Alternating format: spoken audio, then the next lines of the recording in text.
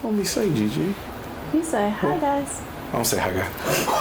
Oh, there we go. I remember now. Welcome to another episode of Forest Therapeutics with your host. I'm Dr. B. I'm Dr. Gigi. And unfortunately, Dr. Keith couldn't be here with us. He's on travel. He's working with the youth. So Keith, Godspeed, safe travels. And of course, hit that subscribe button, like, share, and comment, but definitely hit that subscribe button, the little bell icon, so that way you can get a notification when another new episode drops. And also, me and my younger brother own our own private practice, as well as Dr. Gigi. So if you're ever looking for any therapeutic services to help you on your healing journey, please go to www.forustherapeutics.org, and a member of our team will be sure to help you, or one of us will help you ourselves. Yes, and I own Heart to Heart Wellness Center. You can reach us at www.hearttoheartservices.com. All right. So with that being said, we're going to get into today's episode. Me and Gigi are actually going to talk about, do people ask themselves what they want in a relationship before they go into one or while they're into one? A lot of people aren't aware that your social environment, your social connections are a very big indicator of your overall health. It plays a role in your physical health, it actually plays a role in your mental health, and it plays a role in your emotional health. Who you choose to engage with and how you engage with them will either produce healing or produce stress. But when we were talking off camera, we had a very interesting concept or idea where people do not ask themselves what type of person they're looking for, or what do they want when they go into a relationship. What are your thoughts about that, Dr. Gigi? Yeah, I think people don't. I think people often so much value what they're seeing on social media, what they're seeing with their friends or parents may have had, and they just want that, right? Mm-hmm. They want the thing that they've seen. But because they're not stopping to ask themselves, I think starting with, who am I? How would I show up at my best? And what does it look like for me to be my best self as a partner to someone else, right? When you're not starting with that, you can't even get to the, like, who do I want to invite into my space? And then you're just out here, floating, picking and choosing, missing and matching, just doing things that don't make a lot of sense. So I think if we slow down and really started with the root, right? Because the root is me. What am I bringing? And I won't say to the table, because we had that conversation for about a year on social media. But She'll be all of 2025. Right? But truly, what am I bringing? Who am I? And what is it that I want to see that is the best version of me, that I can be in alignment with someone else? And what would that actually look like? Because that, for me, isn't going to be the same as some of the things I see as couple goals on social media. I think you're right. When you said that, it made me think about it. I don't even think people know what the best version of themselves look like. Like, for instance, the female clients that I work with in therapy session, they are looking for a relationship. And some of them are honest where they'll say, like, I'm here to work on things about myself. Some of them even come because a relationship is failing or it just fell apart. But asking yourself that question of, what is the best version of myself? How do I want to show up?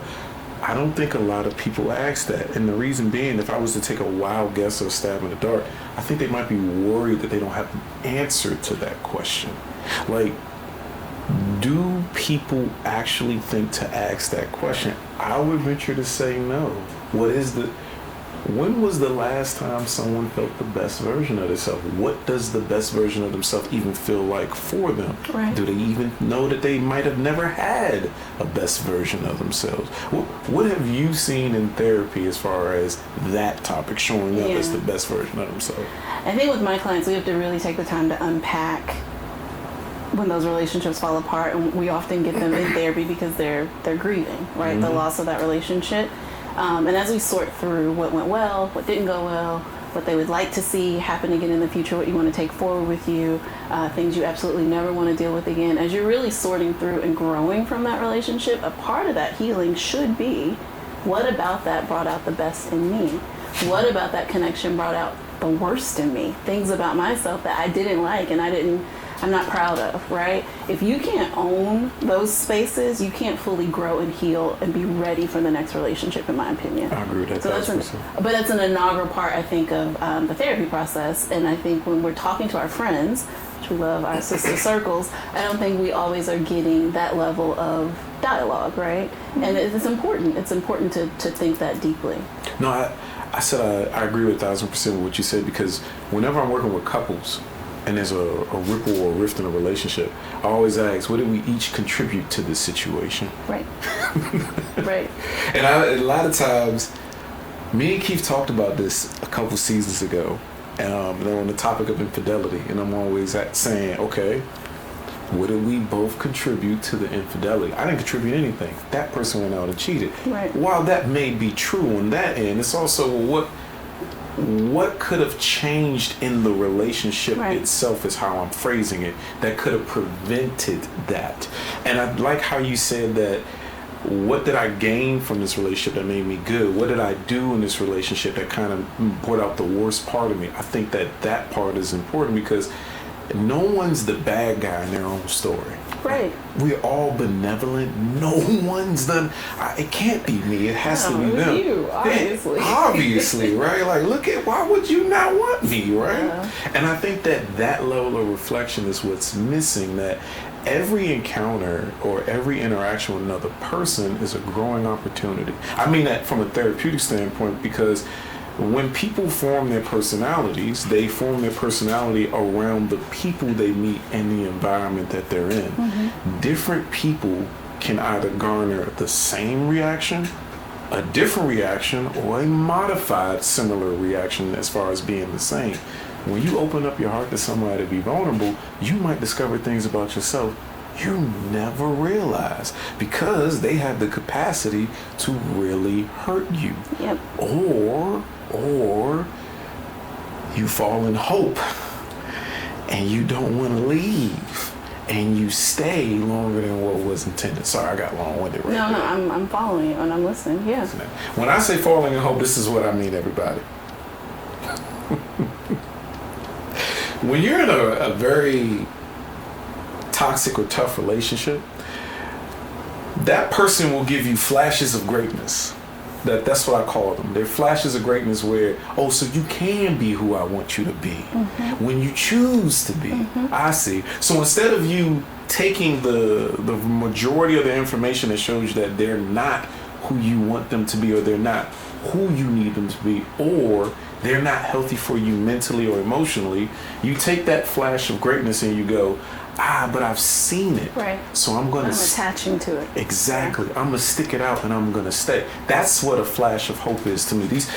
Falling into hope. With the flashes of greatness, you fall into hope that, man, one day they'll just turn it around. Yeah. They'll just fix everything that they need to fix. And in therapy, I never tell people I never lie to them. I always say, that's fine if you want to stay.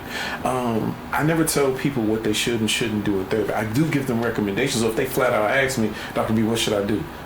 This is my answer to that question.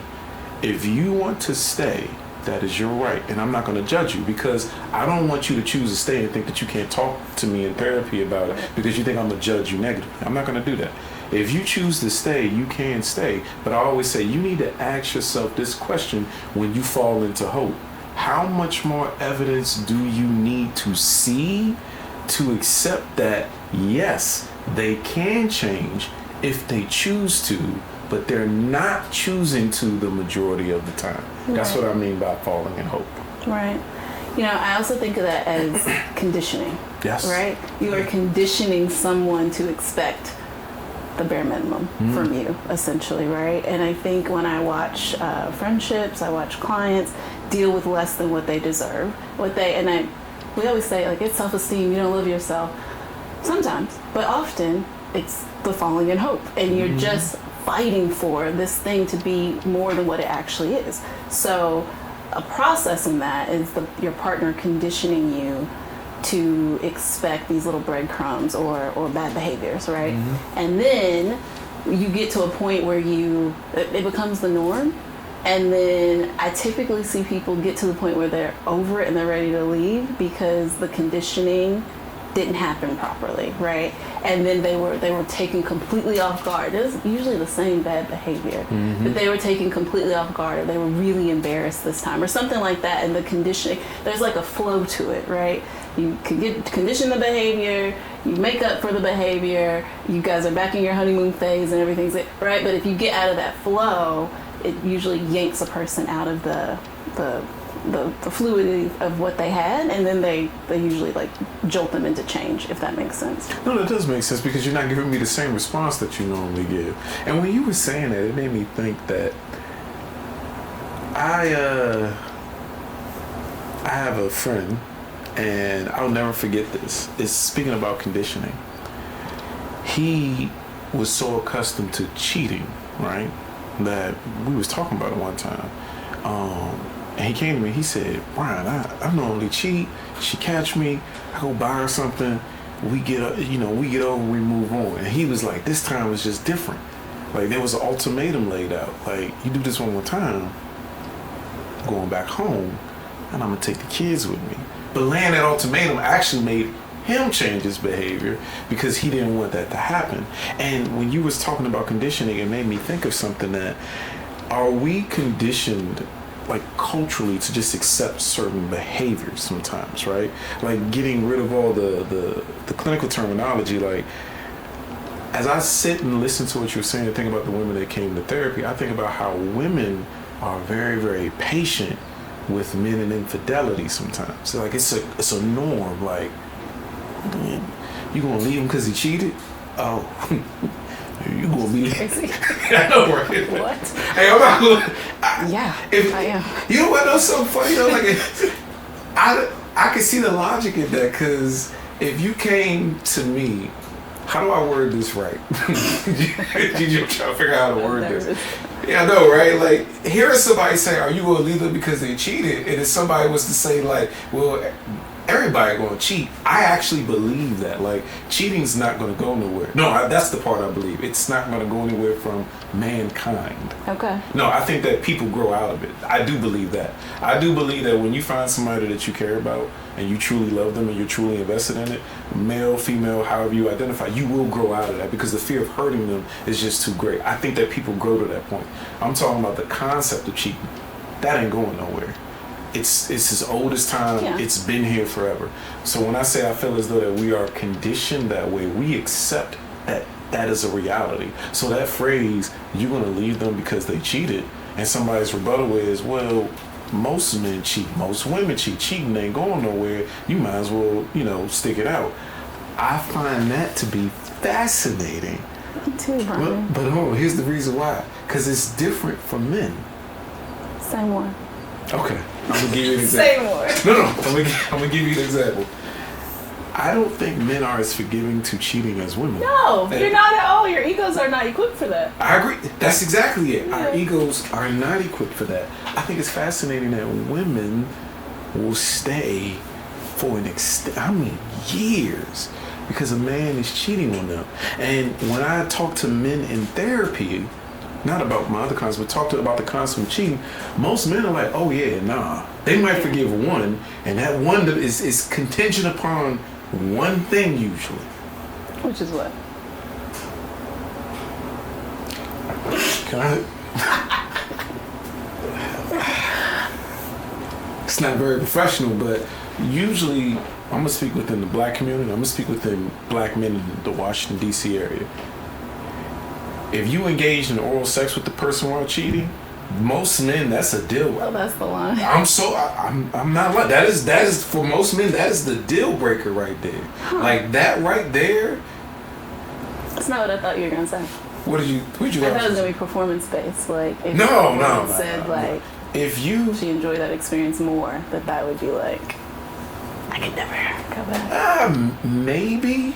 It should be. Because that's a different topic right there. Like, that's another thing. Like, when people come to therapy and there's been cheating going on, I always tell men this more. They're like, I want to know. I'm like,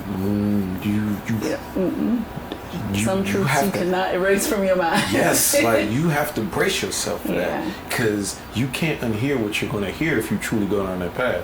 But for most men, to the point about cheating, that right there is the threshold from what people I work with and just people in my life. Like, they might forget one, but if you did that, for most men, it's like, I cannot. And it's a thing. So the reason I say that I think most men's egos cannot handle infidelity is that I think we're socialized so differently as children. Mm-hmm. Little girls, I remember being in pre-K and kindergarten and boys like pulling your bows out of your hair and taking things from you and, hitting you and pushing you and things, and people, boys will be boys. That's just how boys are. That means he likes you. Boys treat you kind of badly, and that equates some type of affection, right? There's a connection, and we kind of lean into that. So I think women have a space and a little bit of a tolerance, subconsciously, unintentionally, because we have been socialized since childhood that if a man is kind of being a little unkind to you, at least he likes you, and he is still connected to you and attached to you in some way. And we'll kind of just go with it for a while until we're deeply disrupted. So, are y'all desensitized to it? Probably, because when you said that, the way you laid it out just now made me think, so are they desensitized? That was an aha moment for me listening to you say it, because like if you're bombarded with that, yes, I can see why you would be desensitized to like, this is just how men are. And to what you were saying, like, I feel as though that we are conditioned growing up as well, but we're conditioned to why our egos can't handle certain levels of infidelity or cheating is because growing up, like I can specifically remember growing up as a little kid, listening to music, listening to the people in the neighborhood, like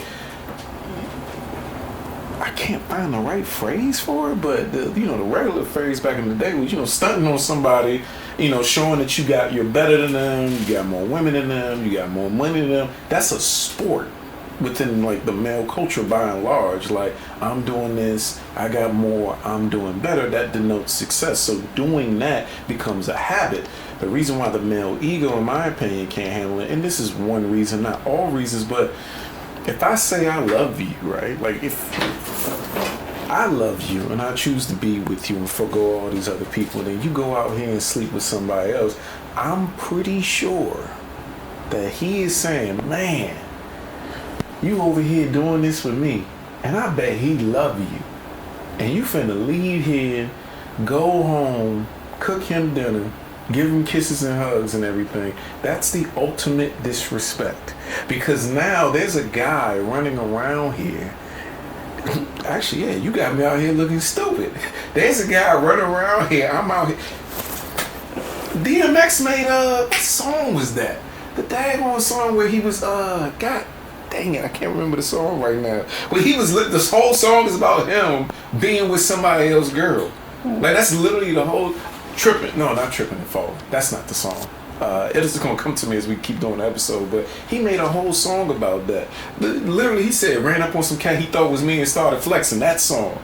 And then he tells her, you know what? Just go back to him. Because I'm going to mess around, catch a case dealing with you, because if he comes at me wrong, I'm going to go ahead and handle it. So he ends up sending her back to him. The whole music video is them being around each other and then him being with her sometimes. That's like the ultimate disrespect in that regard. I don't think, to your point, no, I don't think our egos can handle it when we quote unquote fall in love. When we're just dating, as par for the course. Or sometimes if you stay around somebody long enough, you become territorial. Mm-hmm. And then no one, as far as our egos are concerned, I don't want to be second to no other person. Right. Like, we've been dealing with each other so long, I can't be second to another person. So no, I don't think that our egos can handle it in that regard. But I guess my question to you would be, did you have anything else you wanted to say in that regard? Ask your question. Okay. My question to that would be this: is if that is the ultimate disrespect. That's what I was going to ask you.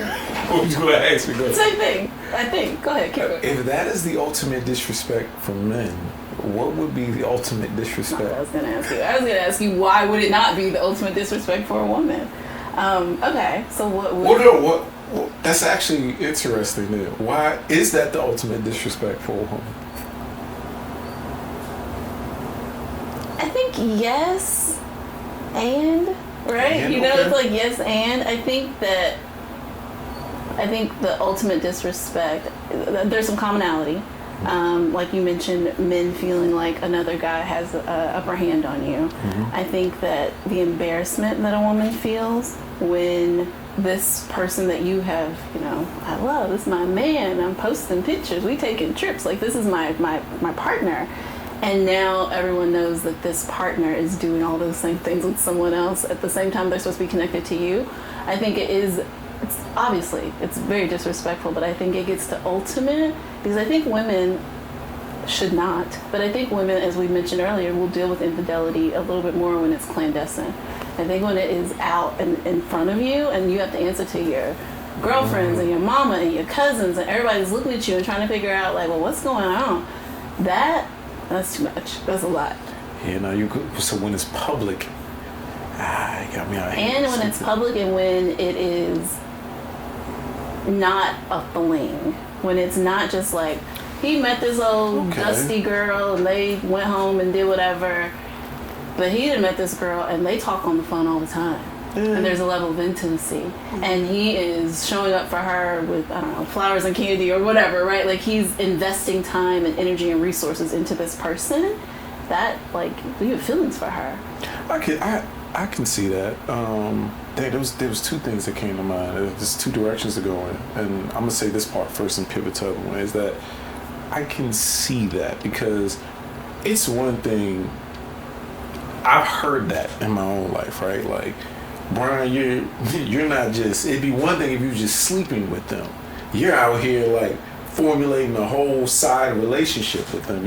They're venting to you and you're listening. Why? It's attachment. Correct. Yeah. I didn't know that at the now attached. That is problematic. Correct. I didn't know that at the time. I don't do that now, but I did not know that at the time. But that's a byproduct of how I was raised, though. My dad had taught me, to his credit, he taught me how to treat a woman and how to get any woman that I want. He'd be honest and tell you, now son, I can't tell you how to keep them because that's not his forte. He's like, I'm not that great at that, but getting them and how to treat them is important. My dad also told me, like, hey, no matter who she is, you treat her like a lady. He even said, even those who might not deserve it, because if it comes down to you and another man, because he always made it clear most of the time that it is always you and another man, son. She's more than likely going to choose the guy that's going to treat her right and, you know, entertain her and treat her like a lady. So I always had that in my head. So to what you were saying before, yes, I've heard that in previous relationships where it's one thing if you was cheating. You out here listening to them. They confiding in you, and then here you are trying to do your therapy thing and all this other stuff and all this other crap. I was like, fair enough. So yes, you're right. It'd be one thing if it's a fling, it's another thing is if it's an attachment or emotional cheating. Yeah. So, and then going to the other part I was going to say is, I also don't think that, and this is where I'm curious to see what the female side of it is. I also don't think that men can handle it ego-wise because I think it's our lack of emotional expression as well.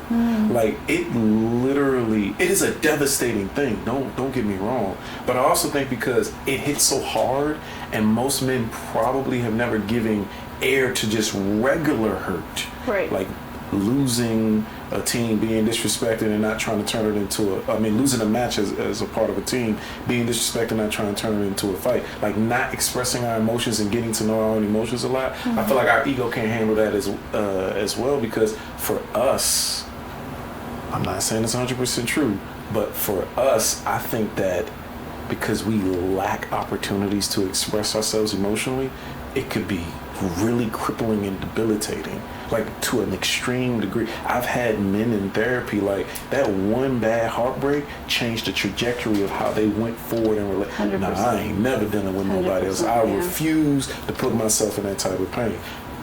Is it like that for women? No. Our community support's different, right? And so I think expressing, identifying, understanding emotions is a muscle that you have to learn to like flex repeatedly, right? And I think because men are often stifled, black men even more so than their white counterparts, with strength being equated to like literally shoving all your feelings down and only expressing anger.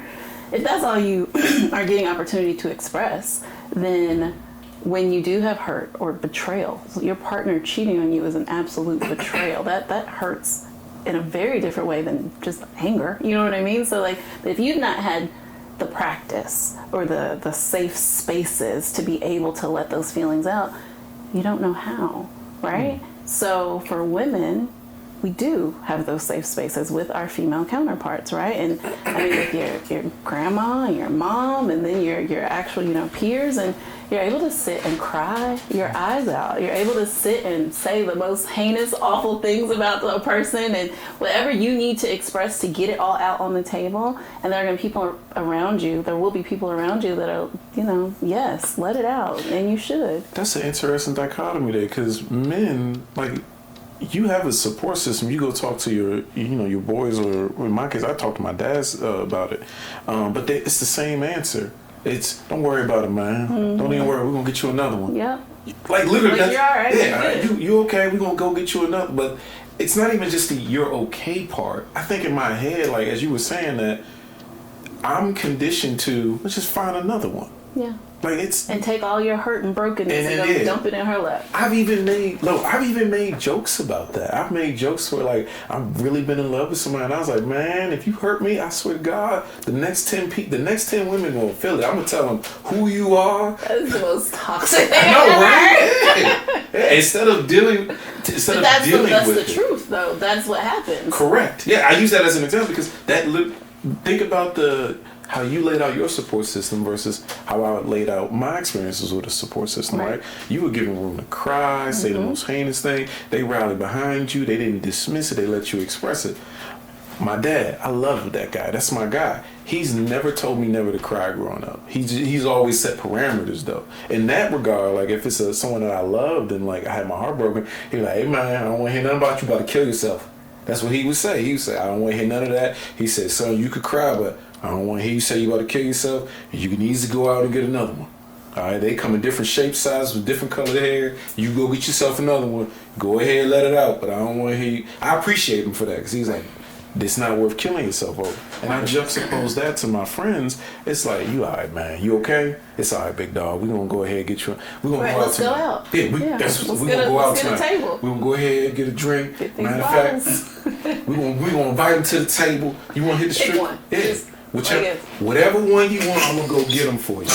And then, or we go to the strip club. All right. Go to the strip club, throw money at them, everything. So the different support systems, it at that level, it is a conditioning thing. Because now what you said before, which I did want to emphasize from a mental health perspective, the undealt with pain or hurt, yes, for men and women sometimes, it will get carried over, and now we become hypervigilant. Yeah. Like I said, I had both people. Both people, right? I truly had a male client. He refused to get in an intimate relationship after that bad experience. He was coming to therapy to talk about it, and even in therapy, he would say, "I don't even know if I really want to be in a real relationship with somebody, but I do want to talk about it because I notice like whenever they get close, I just go away." And he said he came to therapy because his dad told him that. He was like, "Son, like you realize like you ain't never brought one home to see your mother, and every time you get close, you go away from it," and that brought him to therapy. That's a great father to point that out to him. I've run into those men. What, great dads or?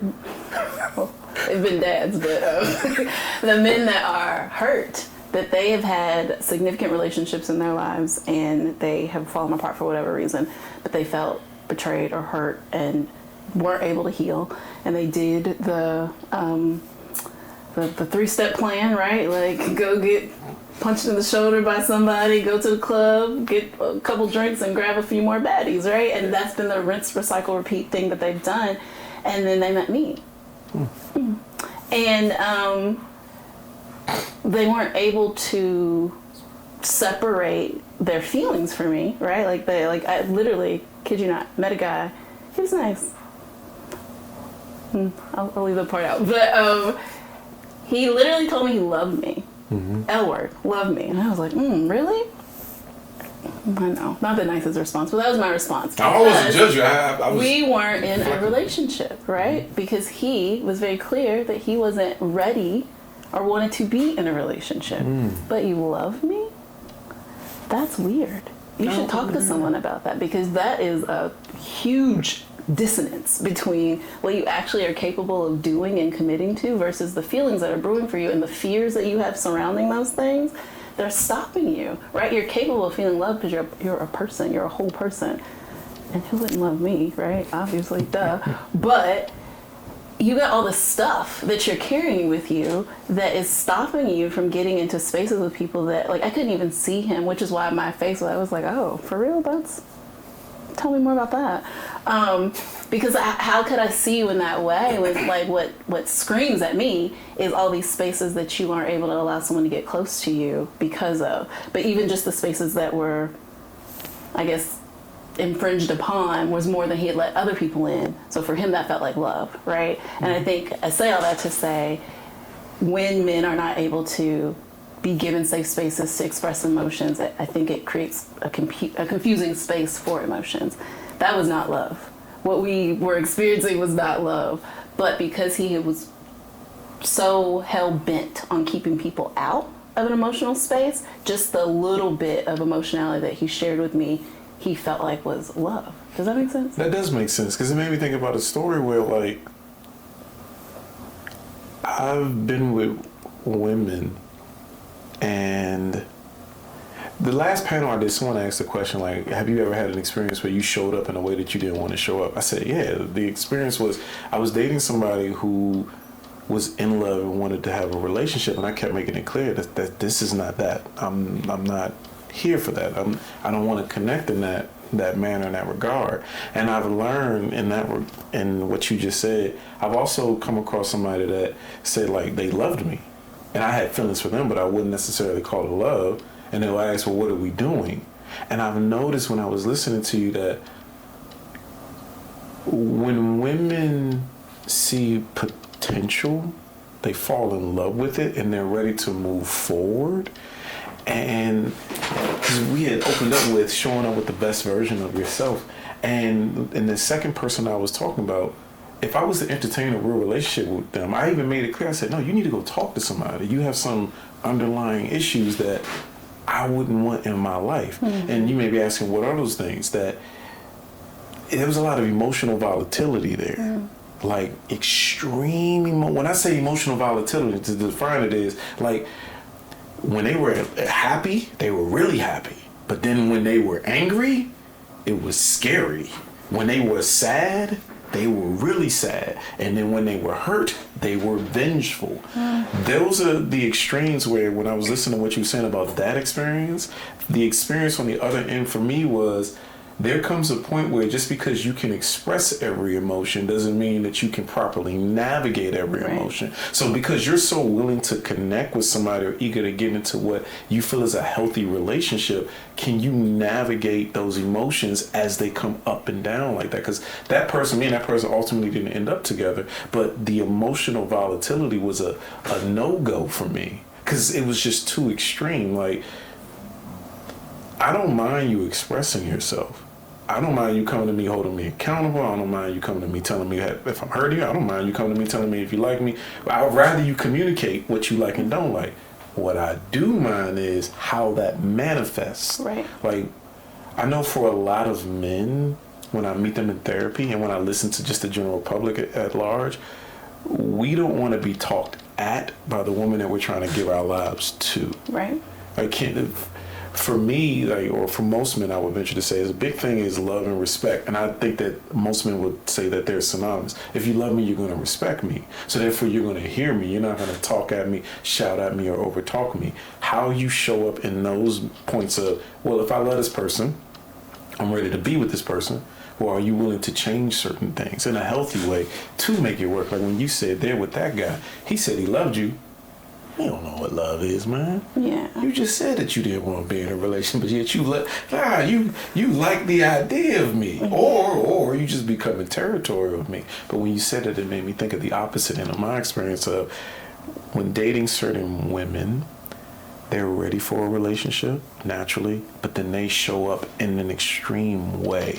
And I feel like most men, we barely navigate our own emotions. Navigating your big feelings, as Ms. Rachel says, can be a really, really daunting thing. I agree. I feel like in that moment, the guy that I was talking to that said, I love you, I think a better thing that would have been more honest, I think, in that moment would have been to say, I feel really connected to you, right? Yeah. I feel really close to you and I feel really connected to you. And that's confusing for me because I don't want to be in a relationship, because I don't want these things that I've already laid out. I don't ever want to get married. I don't ever want to have kids. He had a whole list of what he didn't want. So, but I'm feeling these feelings for you. I'm feeling very connected to you. And that's confusing for me. That's a conversation I can engage in, right? Mm-hmm.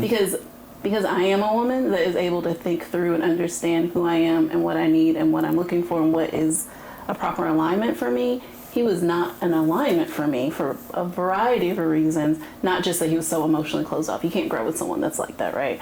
But we could have had a more meaningful conversation that maybe he could have taken some things away to work on, in therapy. And the funny thing is he was in therapy, had been in therapy for years. That don't mean it's working. It doesn't mean that he was. I was like, what are you gonna be talking about? That's what I'm saying. Yeah, like he might not be talking about that. Okay, seriously, you might want to cut this out. But seriously, he showed me. He was almost 50 years old. He had a spinning wheel of feelings that he got in his therapy session. Okay. Oh, I say okay with that. That's normal. You give grown people an emotional wheel? Yeah, I'll email it to them. Stop. I will. Is that a man thing? Because most men don't know how to identify or label their emotions. Really? Yeah. I give men, I will email them on a PDF the emotion wheel. And if I'm doing CBT with them, of course, the cognitive model, but I tell them that the emotion wheel is probably the more important part, depending on who they are, because most men are very logical, air quotes on that, or they like to intellectualize things, right. But they can never point out the emotion. So I spend a lot of my time in therapy with men, helping them identify their emotions, because biology is true, right? If you name it, it automatically starts to regulate it. But then a part of the frustration I feel like as we suffer with as men is we can't communicate how we feel. Right. So we communicate what we think it should look like, which is not the same thing. Being able to tell, like you said, tell me that you wanted to be connected. And let's say you said, well, I don't want to connect with that way. Cool. I can now communicate that, all right, that sucks. That hurt my feelings because I feel like I'm being rejected, right? Being able to label those emotions then helps to inform how you go about it in reality now. Yeah. Like if I'm with somebody and you tell me, this has never happened, by the way, but let's say it did. I'm going to create a scenario. Like, let's say I'm with somebody and I'm like, yeah, I really like you. I'm trying to see where this goes. No, Brian, this is just physical. I like what we're doing physically. That's it. At that point, at this big age I'm at now, I can go, okay, I just got rejected. I was being vulnerable. She has every right to feel that way. I know what this is now. And at that point, I know me.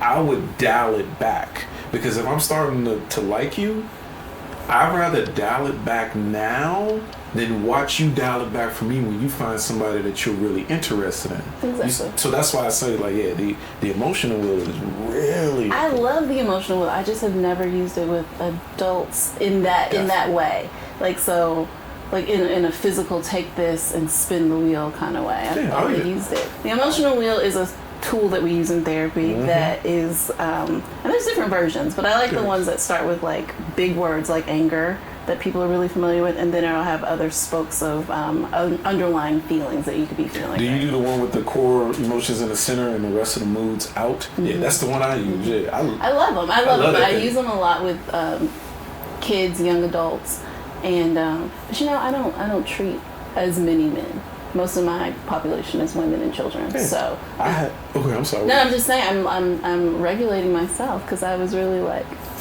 wheel with this grown man. But I respect your process, so that makes sense. No, I can see why if you don't work with them, I can see why that could sound odd because it is a tool mainly used for kids. But I'll put it on the screen, and I even tell them like if you're in therapy with me, you're on this side of the screen. Your notes and the emotion wheel and other stuff that I use on that side, and then occasionally I'll show them the wheel. I mean, I'm gonna send it to you for you to just look at, and I tell them the biology behind it, that if you're able to name the emotion at a certain base level biologically, it will bring you back to base. Regulate. So yeah, but that's why I'm always big on emotional expression with men, especially when it comes to relationships, because one thing I've learned from working with a lot of men is that if we increase our emotional intelligence, we wouldn't get hurt as much as we do. Now, granted, you could argue statistically who's doing more of the hurting, but when I say we wouldn't, I actually think women cheat way more than men now that I've done therapy. I'm so serious. I'm not even lying to you, Gigi. Even if you never find out. That's the thing. I did couples counseling with somebody one time. They were coming to therapy for couples. And most people don't realize that sometimes the couples counseling does not work out. That's the part of it, right? The guy said, he emailed me and said, I really appreciate you doing this with me, because that last session, this is what he said, I realized that I am not who she wants, this version, and I'm not going to keep subjugating myself to that. I meet with her, we do one-on-one therapy, we continue after the couple sessions, and she's, lo and behold, she's like, yeah, I was talking to somebody else the whole time. A couple people. I was like, man, not judging, but I was like, all right, I appreciate you telling me. So, and then of course I have other clients. Women tend to keep their options more open than men know about, in my professional opinion. I'll say that. That's what I've learned. But when I say that men would get hurt less, the ones who come to therapy and they carry that baggage, and that scenario we created where they were cheated on, and now the next 10 women in their life are going to feel it. If they understand their emotions and express in a healthy manner, they can immediately get away. Like, I don't know if women know this. I don't even know if most men acknowledge it, but when men connect with a woman because we lack emotional expression too much, like most men go real all in, and it can be really, really bad when it don't work out. Like, I don't want to get, the guy he's talking about, I don't want to get married, I don't want kids, I ain't never going to subjugate myself to that again. Yeah. Having the right emotional language, or being able to name your importance, being able to name your emotions is really important, because the lack of vocabulary to name your emotions, it does impact how you communicate, right? Like, for instance, your partner may hurt you, but you don't know you're hurt. You just know you're angry. Because the example you gave earlier was beautiful, where we push our emotions down and immediately turn into anger, right? So instead of me saying, man, what you said hurt my feelings, I'm not saying that. I'm saying stuff like, you do too much and you get on my nerves. Right. And what are you talking about? You know what? Why can't I just get some peace and quiet around here? I never communicated that what you did hurt my feelings, right? So when you don't have the vocabulary, you truly are not communicating to the person that this is what I'm looking for, because when you did this, it caused this reaction. So what happens is, it does lead you to go out to cheat emotionally, where, okay, because I can't communicate to you that what you did hurt me, or what I need you to do to bring me peace, I go over here to another person where we don't argue as much. It's all peaceful in the beginning, because it's the beginning stages, right? There's no shared responsibility. No shared responsibility. No real history there. I don't have no triggers for you. And if you mess up, just go replace you with somebody else.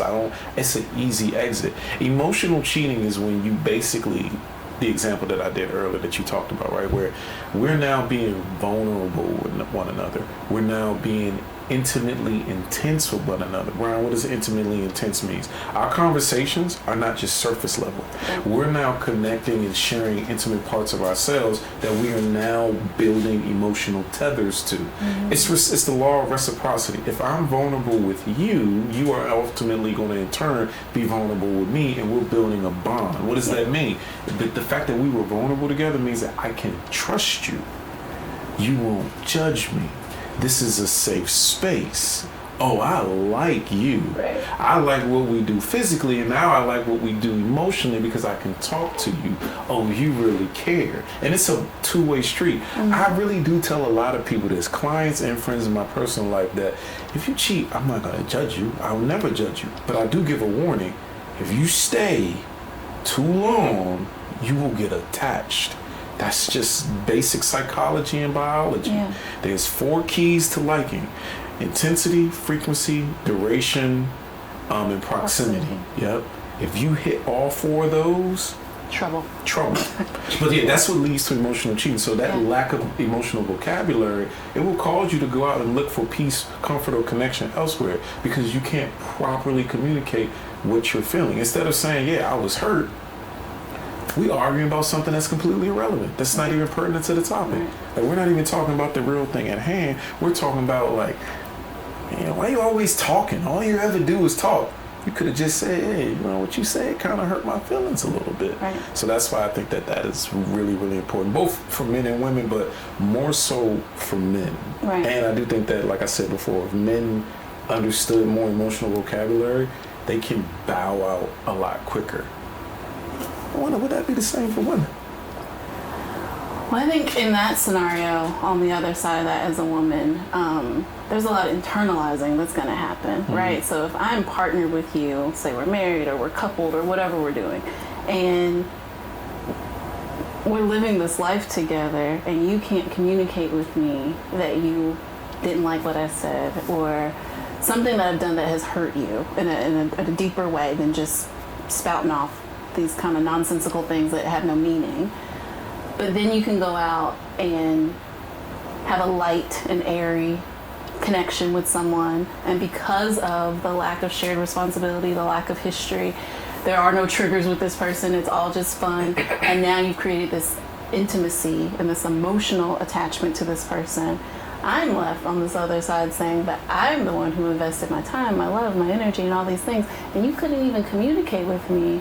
You had to go out and find this happy, lighter space to be in. So I think it was something that we maybe brought up at the beginning of this when we were talking about infidelity in relationships and talking about, like, how did we get here, right? We know who did what, but how did we get here? Because I often hear men say that they didn't feel like the space was safe enough to have the vulnerability to say the thing, right? So I don't think men necessarily don't know that they're hurt. I think you know when your feelings are hurt. I think that you have to make some cost analysis decisions, right? Is this something that is worth going that deep into? And what am I going to get when I say that? You said something very important that I hear that too. Men say this is not a safe space to be vulnerable because that is true. I actually experienced that in my own life, in my early 20s.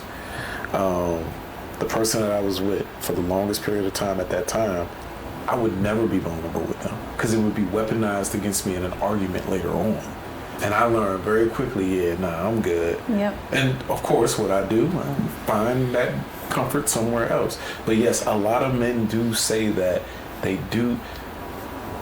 I won't say who this person is. I know somebody where they chose to be vulnerable and it's used against them. And then their partner will say, why don't you ever try to be vulnerable with me? And I always remember, because I said this phrase, not to them, but just in general, that you can't complain I'm not being vulnerable, and when I do and you hurt me, that I shut down and won't be vulnerable again. That's not how that works. There's a meme that I saw online where it was real funny. It was a woman talking about her husband, like randomly, right? Like it was like randomly your husband decides to be vulnerable with you. And then it's a 1 hour conversation where your eyes are open, like, I now get why you are the way you are. That's how it can be for men sometimes. That, like, I could be sitting down thinking, and all of a sudden I'm sharing with you. And then if you listen, you'll get a lot. But the moment that you go, why are you acting like that? That's not how you're supposed to react, or all this other stuff. Men will shut down in that moment and refuse to be vulnerable again. When you said that, it really did make me think about that. That a lot of men in therapy say that, when I am vulnerable, it's just not safe. And then you brought up something else. You said internalizing. I'm glad you said that because we was talking about that off camera. I want to talk about that on camera. The whole women thinking more about something that we do as men than what it actually is. Like we were talking about, don't make it a you thing when it's a their thing, right? The internalizing part, I find that fascinating because, as I was saying before, There are times where a man just does not want to be in a relationship with you, and that's not a reflection of you. Right. I was just here for a good time. Not a long time. Not a long time. And that's really there's nothing wrong with you. I just wanted to have fun, and I'm going to keep having fun, and I'm not about to stop. How come women internalize that as if it's something wrong with you? Well, I think it feeds right back into the conversation we were having about communication. And I think that when we were at a different point in this conversation, we talked about understanding kind of who you are, where you are, what you want, what you're looking for, etc. I think sometimes people skip that part and they just kind of connect and enjoy the connection, right? And then when those connections are pulling apart, or like we said, someone starts feeling more than the other person and they're like, no, like I was really just here for a good time, not a long time. Instead of being able to say, that's his space that he's in right now. That's his journey. That's where he is. And that has nothing to do with me. I think women often just feel like, okay, even if you did communicate that with me, but once you meet me, we're going to like each other so much, and now you're going to want to be in a relationship, because if you're saying no, that you don't after you've experienced me, and I think that's also because women often give too much up front in spaces that it shouldn't be that yet, right? Yeah. So I'm treating you like you're really my man. I'm treating you like you're my husband, right? I'm giving you all of these things. I'm giving you the best that I have to offer. And you were like, that was fun. I'm gonna head out. Okay, that is a rejection. And even though you told me that you may not want to do this long term, I gave a lot of myself, and I probably did it with the hopes that I would entice you to change your mind and want to be in a relationship. Or maybe you just thought you didn't want to be in a relationship again until you met me. So when that doesn't happen and you're putting yourself and you're leading in that way, you really are setting yourself up to internalize that it was about you. You know, I know there's going to be a comment that, so then is that technically her fault? Ooh, why would you say that? Because I feel like that's literally going to be a comment somewhere. That? Is that technically her fault in that regard? I think fault is just an ugly word. I think that in dating or trying to get to know somebody, I think we have equal responsibility, and I think both parties miss the mark substantially often. And I think it comes from a lack of being just rooted to yourself and having really strong standards about, again, who you are and what you want and what you're looking for, what brings out the very best in you, and how you find alignment with a person. I think both parties usually haven't done that level of work. So then you're just attaching and orbiting with different people at different times, right? And so fault is not a word I'm willing to assign to anybody. I think responsibility. I think that women have a greater responsibility to themselves to just be sure that they're really rooted to who they are and what they need. That's fair. Outside of therapy, yes, I attribute fault. Inside a therapeutic session, I don't, because this is what I say when I'm working with female clients. I say this: if they come to therapy and they say, he said that, I'm gonna just keep it plain. I'm gonna create a grand scenario. I'm just here to enjoy ourselves. We're just kicking it. That's that. That's just an example, a made up one. But it's usually along those lines. I always say, okay, at that point, he just told you what he's doing. If you continue to go forward, you're now choosing to be a part of this. But there's mixed messages in that, right? Because that person may say that, but then they're calling you many days a week. They're hanging out multiple days a week. Y'all are going on intimate dates. Y'all are doing intimate things and having all these experiences. And so it's not congruent to that. So we really do look at the world differently. I think we do. Yeah. I think we do. Because I know for a fact that I'm gonna do all of that anyway. Like I had to eat dinner anyway. I might as well. Yeah, like I had to eat. I want you to come over. I want you to stay the night. I don't like sleeping alone. Why don't you come over? I'm gonna go wash my car. You want your car washed too? I'm going to go to this restaurant. Do you want to come too? And yet, I don't see the mixed message in that, because I just said, I'm just here for this so we period go of back time. to my initial comment of okay. how intentions, actions, boundaries, alignment, all those things have to be connected, because if I have no intention on being with you in a relationship or investing anything more into you than a good time, right? I'm very intentional about how much time I spend. I'm not answering my phone every time you call. I am not saying yes to every invitation that is sent my way because I know that I need to keep some boundaries for myself emotionally, because we already talked about the 4 things that get you attached to people. If I already know that you're not a person that I really want to be attached to long term for whatever reason, right? You don't check some box on the list, right? It's my responsibility to ensure that I'm not getting attached to spaces that don't serve me. You know, I think where the disconnect was the activities you stated. I view those as nighttime activities. Nighttime, like taking you out to dinner, going out, having you come over, going to a restaurant. I'm gonna do that anyway. Like if we're doing that during the day. In my car, though. That was an extreme one. I'll give you that one. That was an extreme one. And even like taking you out to dinner, grabbing some food on our way to go kick it at your house is not the same as us going on a date and going to dinner. It's not the same. Like if I am planning to go on a date at the way I'm dressed, I know where we're going, like it's an experience that we're gonna have together, a shared experience. That's not the same as let's pick up some food or order something to eat because we know where we're gonna go hang out at your house later. No, that's the same. Because all women are like flowers. You have to water them and you have to treat them a certain type of way. I know for a fact it's ingrained in you. No, but it's the Gigi, if a man's dating you and all I'm ever telling you is you want to grab some food and come back to the crib. Pause. We didn't say dating. We said that I'm here for a good time, not a long time. That's dating to me. That's dating. When I take you out, feed you, court you, I'm just dating. We're not in a relationship. So what is the purpose of dating if you're not looking to get into a relationship? Because you can just be friendly and connect and have fun and be there for a good time, not a long time. I think dating, the intention of dating is to get to a different level with the person, get to a relationship. No, okay, so we're having a difference in terms, we're giving an example of communication. Yes, okay, then I can respect that definition. Dating with an intention to be in a relationship versus dating because I'm kicking. I'm just using the term. Just kicking it. Yeah, I'm just using the term dating generically in this situation here. Got it. That's what I'm doing. If I'm taking you out and you're coming over and we're spending the night together, if I take you to a restaurant and you spend the night with me afterwards, that doesn't necessarily equate to me that I'm dating with the intention of going to a relationship. I'm dating with the intent of you're the person that I'm being intimate with, and I know I have to treat you a certain way.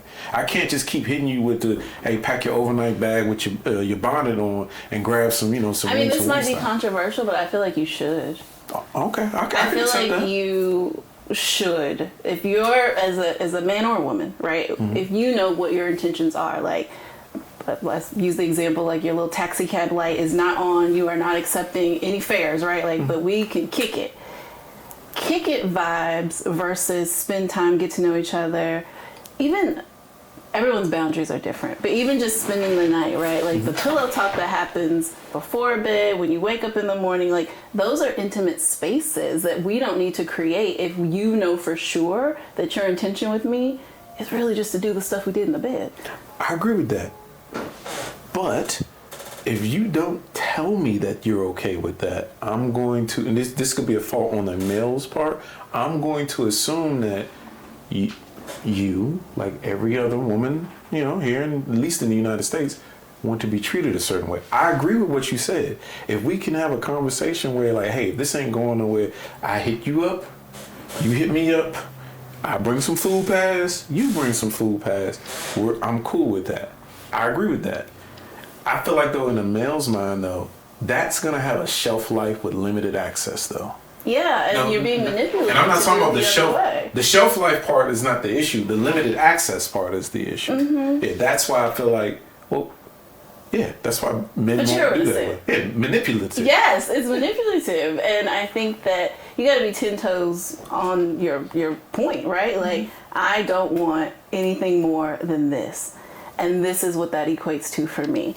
And you give me now the autonomy and the freedom to say, yeah, like, cool, I could do that. Shelf life, limited. Access, limited. Because obviously, most people, not everybody, not everyone's not pressed to be in a relationship. But as I'm continue to traverse the world and meet other people that want more for me, I'm going to, attach my little wagon to that person. I agree with you. I guess where I'm operating from in that regard is, am I enjoying the intimate sex that we're having? That's where. I also think you can't have it all. No, I'm right. Like I'm you want this being deep, selfish not you, in but that. people, No, right? yeah. You want this deep intimacy and this like super connected sexual experience with someone that you've already said this isn't going anywhere with. How can I emotionally be that naked and vulnerable and raw in that space if I know? Like you said, there's a shelf life. There's a shelf life. I know that this is going nowhere. Like, you can only get so much of me. No, I agree with that. There's a level of. I'm gonna put it in context. I don't want it to seem like I'm going all over the place. If we're being intimate and it's not good, I'm not gonna. I don't care. Okay, yeah. Shelf life, food. Once. It's shelf life food. It is what it is, right? I'm not gonna care. And when I say I'm just speaking generically as a male. But if the intimacy is good, and when I say intimacy, I'm being professional. I say if the sex is good, well then I'm gonna want more access to it. Access comes with responsibility. It does, and for most women, especially a woman who has grown up, access comes with responsibility. I'm well aware of what access to me does for people. It's good for the soul. That comes at a cost. I said the part because I was thinking like, but I don't want to be with you. And then don't. Yeah. No, I agree with you. I'm saying like, and that's the thing. That's the have your cake and eat it too. And I think you have to grow into a space as a woman that you recognize that everybody don't get access to you. If you make a decision that, okay, this is what it is, he's cool, we have a good time, we're going to go and we're going to hang out, grab some food, we're going to have a good time, keep him on my roster as a person that I can have a good time with as I'm dating and looking for something that is more in alignment with what I actually want from my life. If you want to be the man that is put in that category on that back shelf, there's nothing wrong with that. That's a mutual decision, but I think it's a slippery slope. I would agree that it is a slippery slope. Yeah, it's a slippery slope. And I think women fall into that slippery slope based on what you just said about how we don't think the same. We don't internalize or interpret activities that are just nighttime activities before we go do our thing the same way. Yeah, so what you just described is how most men operate, right? Like, for instance, if a guy is single but he's dating multiple people, right? Notice how I'm using it in a broad, generic sense. That if a guy is single and he's dating multiple people, he's going to operate in the manner you just said. Like, yeah, I like sleeping with this person, I like sleeping with this person, but he ain't going to go that deep, right? So I just want to lay that foundation of that's the mindset that we're most likely operating from. I have 1, 2, 3. If you talk to 3 or 4 women, like, God dang, that's a lot, because women require attention, right?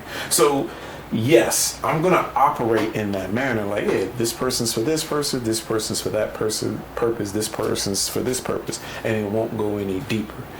The whole access thing, though, I'm talking about is that's more so like, man, this is something really, really good, potentially. You know, this might be the number 1 on the roster for all I know. So that's where I was coming from in that regard. But okay, all right. I like this conversation. I know. It was very interesting. It's great, and there's so many more layers to this, right? I feel like we just scratched the surface of the different layers of the dynamic that we're describing. Because it was interesting hearing the opposite perspective from someone that's not a client of mine. Because I truly do think that of course we look at life differently, but it was just actually really, really good. But in closing, I do want to say that I agree with a lot of your points that I wouldn't use the word manipulation, but I can see why that fits. No, it feels that way, right? Would, even if it's right? not the intent. Yeah, I can see that. Because to me, it's just... I can't even clean that up. It does sound like that when you look at it from the outside in, because to me it just looks like I'm tending the garden. Right.